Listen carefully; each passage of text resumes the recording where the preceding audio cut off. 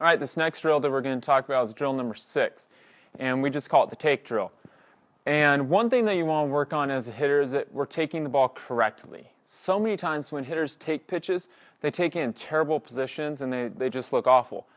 And your takes should always be good. So when you're working in BP, make sure that every time you take the pitch that you're doing a little self-check of where you're at. Here's what you should look like when you take a pitch. When we take, we should be staying tall with the upper body. We don't want to see a collapse with the upper body or with the legs for that matter. Secondly, when we take the pitch, we want our hands to be going forward more than they're coming down. I see a lot of hitters taking pitches like this. We've got a big collapse with the head, the legs, the upper body, and my hands are really driving down. Or you'll see guys take pitches like that. Pretty good posture, pretty good legs, but my hands really drove down.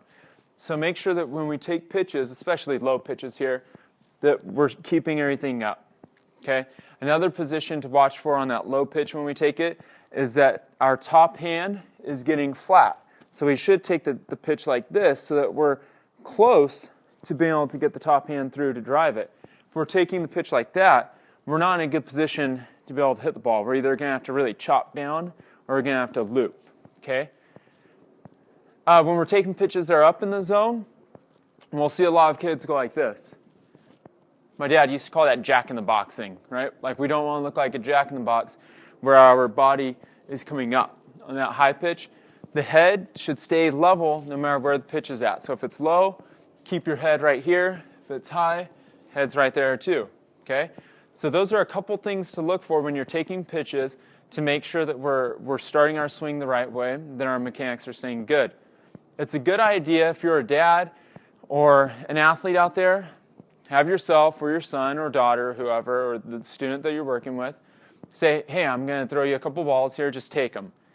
Throw them a ball low, throw them a ball high, and see where they're at. That's something that you can do as a hitter. I used to do it the first couple swings I would take during a BP session.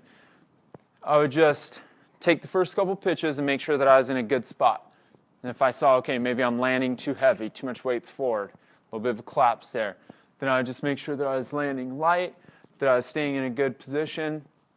Just some really good checkpoints. Also, it makes your BP very intentional, so that we're not just going up there just swinging, and lollygagging and really not paying attention to having the best BP possible.